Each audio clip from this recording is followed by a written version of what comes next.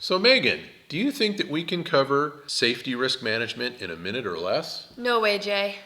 SRM covers a lot of ground, but we could define the term and make a case for practicing SRM.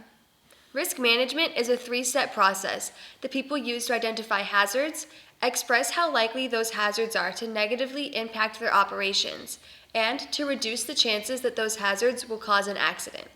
That's right, Megan. And we exercise the process every day.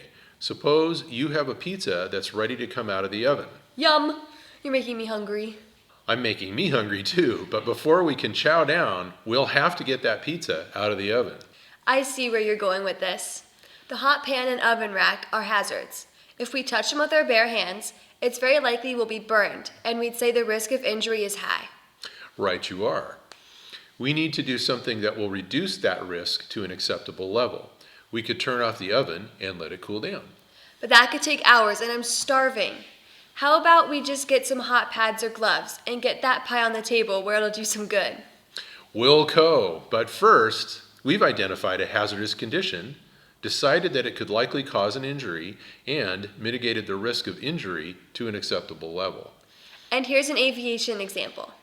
You're planning a cross-country flight that you make frequently. Usually, you can make it back home without refueling, but today the winds aloft for your return trip will be howling in the wrong direction. The hazard is that you could run out of fuel on the way home.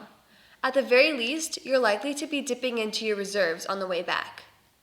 So, we'll mitigate the risk by refueling before we start for home, and that's a very short course on safety risk management.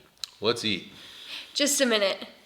If you want to learn more, go to FAAsafety.gov to view all of the Minute for Safety videos, including flight risk assessment tools for pilots. This message was brought to you by your FAA safety team, making a difference for aviation safety.